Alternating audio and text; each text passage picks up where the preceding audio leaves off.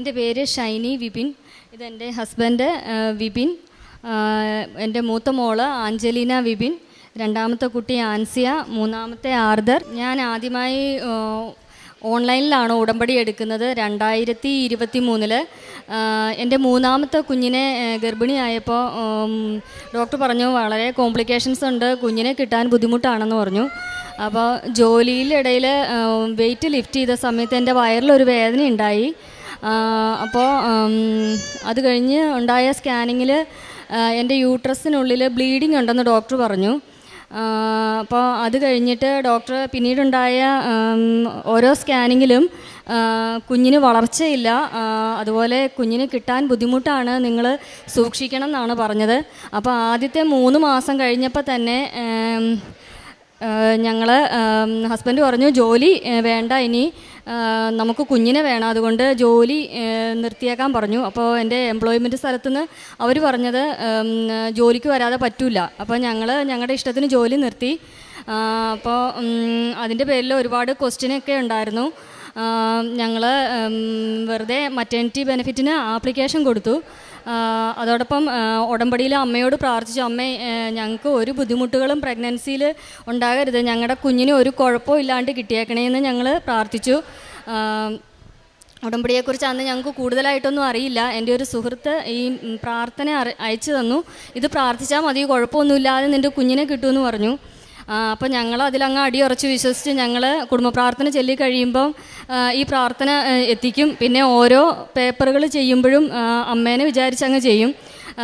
ഞങ്ങൾ വെറുതെ മറ്റേണിറ്റിക്ക് കൊടുത്തു. ഞങ്ങൾ മറ്റേണിറ്റിക്ക് മാത്രമേ കൊടുത്തുള്ളൂ, ഒന്നും ആകുമെന്ന് വിചാരിച്ചില്ല. പക്ഷേ അവർ വിളിച്ചിട്ട് പറഞ്ഞു, നിങ്ങൾ എന്താണ് EIക്ക് കൊടുക്കാത്തത്,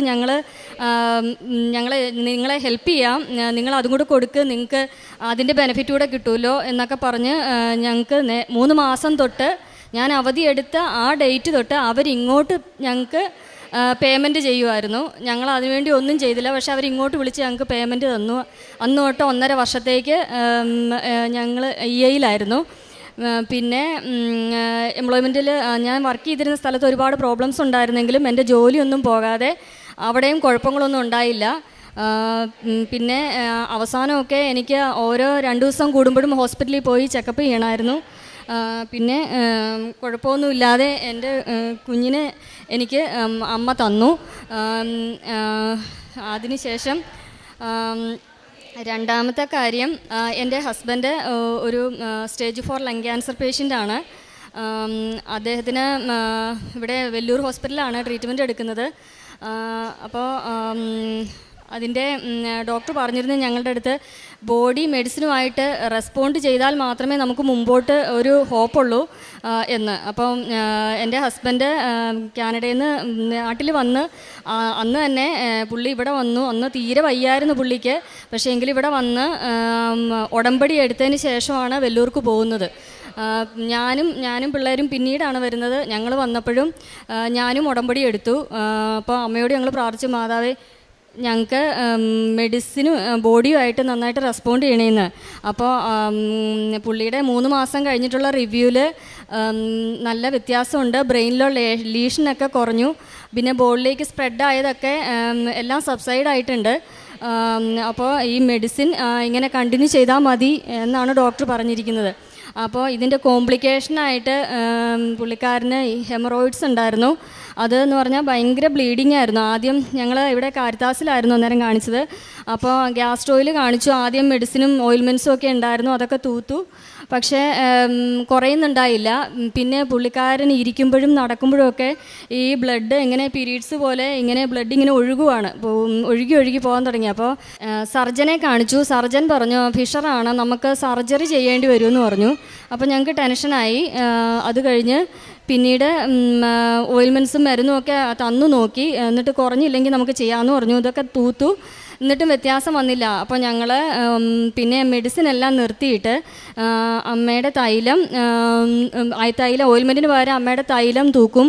സിറ്റ്സ് ബാത്തിൻ്റെ ടൈമിൽ ഉപ്പിൻ്റെ ഒപ്പം മാതാവിൻ്റെ ഉപ്പ് ഇടും. പിന്നെ വെള്ളത്തിൽ ഉപ്പിട്ട് അതും ഉള്ളിലേക്ക് കഴിക്കും. പിന്നെ അത് മാത്രമേ ഞങ്ങൾ ചെയ്തുള്ളൂ. പിന്നെ ഒരു കുറച്ച് ദിവസം കൊണ്ട് തന്നെ അത് പെട്ടെന്ന് അങ്ങ് സ്വിച്ച് ഇട്ട പോലെ എല്ലാം ബ്ലീഡിങ്ങും എല്ലാം അങ്ങ് സ്റ്റോപ്പായി. വയറിന് വേദന ഉണ്ടായിരുന്നു, അത് പോയി. ബാക്ക് പെയിനും എല്ലാം അങ്ങ് പെട്ടെന്ന് അങ്ങ് നിന്നു. പിന്നീട് ആ ഒരു ബുദ്ധിമുട്ട് ഉണ്ടായിട്ടില്ല. പിന്നെ മൂന്നാമത്തെ കാര്യം, ഞാൻ 2 പ്രാവശ്യം എൻക്ലക്സാറിന് എഴുതിയിരുന്നു, പക്ഷേ എനിക്ക് കിട്ടിയില്ല. മൂന്നാമത്തെ തവണ ഓൺലൈനിൽ ഉടമ്പടിയിൽ ഞാനത് വെച്ചിരുന്നു. പക്ഷേ പിന്നീട് ഞാൻ ആ കാര്യം ഓർക്കുകയോ ഈ ഒരു ടെൻഷൻ കാരണം പിന്നെ അതിന് വേണ്ടിയിട്ട് അത് പ്രാർത്ഥനയിലൊന്നും ഞാൻ ഓർക്കുകയോ ചെയ്യാറുണ്ടായിരുന്നില്ല. അപ്പം മൂന്നാമത്തെ പ്രാവശ്യം എക്സാം എഴുതാൻ പോയി ഒരു 2-3 മണിക്കൂർ കഴിഞ്ഞപ്പോഴത്തേക്കിനും എനിക്ക് മൈഗ്രെയിൻ്റെ തലവേദന തുടങ്ങി. എനിക്ക് മൈഗ്രെയിൻ വന്നു കഴിഞ്ഞാൽ പിന്നെ എനിക്ക് സ്ക്രീൻ കാണാൻ പറ്റില്ല. എവിടെ നോക്കിയാലും ഹാഫ് മാത്രമേ കാണാൻ പറ്റുള്ളൂ, ഹാഫ് പോർഷൻ എനിക്ക് കാണാൻ പറ്റില്ല. പിന്നെ ഛർദ്ദിക്കും, എനിക്ക് ആരെയും കാണാൻ പറ്റില്ല, സൗണ്ട് കേൾക്കാൻ പറ്റില്ല, അങ്ങനെയുള്ള ബുദ്ധിമുട്ടൊക്കെ ഉണ്ട്. ഞാൻ അവിടെ നിന്ന് എഴുന്നേറ്റ് എക്സാം ഹാളിൽ നിന്ന് പുറത്തിറങ്ങി വന്നു. ഞാൻ എൻ്റെ കയ്യിൽ എന്തൊക്കെയോ കഴിക്കാനൊക്കെ ഉണ്ടായിരുന്നു, അതൊക്കെ എടുത്ത് കഴിച്ചു. കുറേ വെള്ളമൊക്കെ കുടിച്ചു, ഗുളികയൊന്നുമില്ല. അപ്പം അവിടെ ഇരുന്നു. 15 മിനിറ്റായി, 20 മിനിറ്റായി, അരമണിക്കൂറായി, 3/4 മണിക്കൂർ കഴിഞ്ഞു. എന്നിട്ട് എനിക്ക് തലവേദന മാറുന്നില്ല. അപ്പോൾ എനിക്ക് ഒന്നും കാണത്തില്ല, അതെൻ്റെ പ്രശ്നം. അപ്പോൾ ഞാൻ അവിടുന്ന് ഒരുവിധം കണ്ണ് പകുതി അടച്ചു പിടിച്ചിട്ട് സൈഡിൽ കൂടെ തപ്പി എക്സാം ഹാളിൻ്റെ എൻട്രൻസ് വരെ വന്നു. അപ്പോൾ എന്നോട് അവർ ചോദിക്കുന്നുണ്ട്, നിങ്ങൾ ഓക്കെ ആണോ, നിങ്ങൾക്ക് എക്സാം എഴുതാൻ പറ്റുമോ, എന്നാ പറ്റിയെന്ന്. അപ്പോൾ ഞാൻ പറഞ്ഞു, ഞാനൊന്ന് ട്രൈ ചെയ്ത് നോക്കാം, എന്നിട്ട് പറ്റിയില്ലാണെങ്കിൽ ഞാൻ ഇറങ്ങിപ്പോരുമെന്ന് പറഞ്ഞു. അവരെന്നെ അകത്ത് കയറ്റി സ്ക്രീനിൻ്റെ മുമ്പിൽ കൊണ്ട് ഇരുത്തി, കമ്പ്യൂട്ടറിൻ്റെ മുമ്പിൽ എന്നെ കൊണ്ട് കൈ പിടിച്ചുകൊണ്ട് ഇരുത്തി അവർ.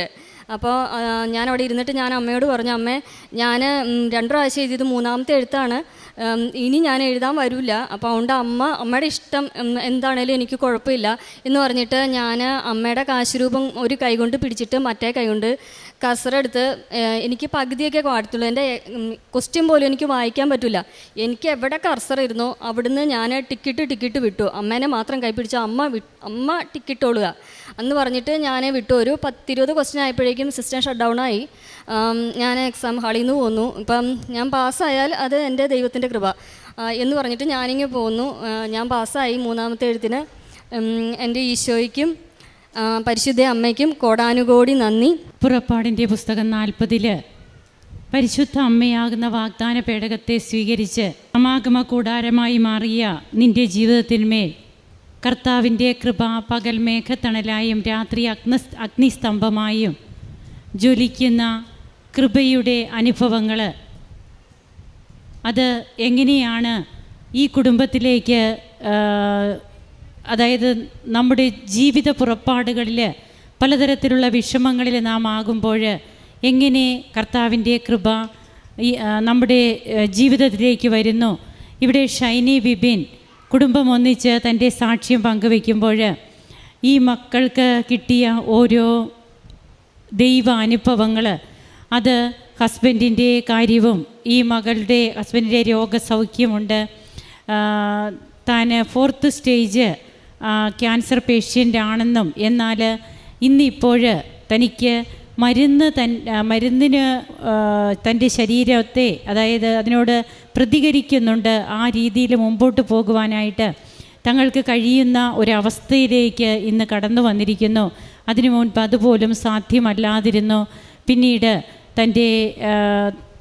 തൻ്റെ തന്നെ എക്സാമിൻ്റെ കാര്യം, അതുപോലെ ഹസ്ബൻഡിന് മറ്റൊരു രോഗസൗഖ്യം ലഭിക്കുന്നത്, ഇങ്ങനെ കുഞ്ഞുങ്ങളുടെ കാര്യവും തങ്ങളുടെ കാര്യവുമൊക്കെ എങ്ങനെയാണ് അമ്മയാകുന്ന വാഗ്ദാന പേടകത്തെ ജീവിതത്തിലേക്ക് സ്വീകരിച്ച് കഴിയുമ്പോൾ ആ വാഗ്ദാന പേടകമായ അമ്മ, പുതിയ നിയമത്തിലെ വാഗ്ദാന പേടകമായ അമ്മ എങ്ങനെ ഓരോ കുടുംബത്തിലേക്കും കടന്നു വരുന്നു.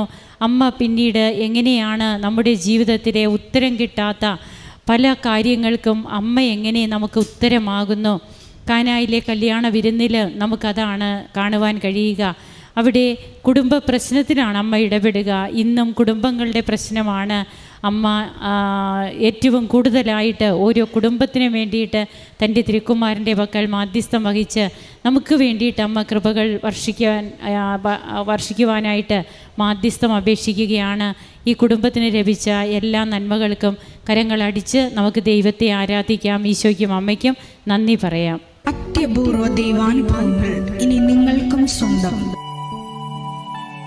ഈ യൂട്യൂബ് ചാനൽ ഇതുവരെ സബ്സ്ക്രൈബ് ചെയ്തിട്ടില്ലെങ്കിൽ ഇപ്പോൾ തന്നെ സബ്സ്ക്രൈബ് ചെയ്യുക. ഈ വീഡിയോ ഇപ്പോൾ തന്നെ നിങ്ങളുടെ സുഹൃത്തുക്കൾക്ക് ഷെയർ ചെയ്തുകൊണ്ട് കർത്താവിൻ്റെ പ്രേക്ഷിതരാകുക.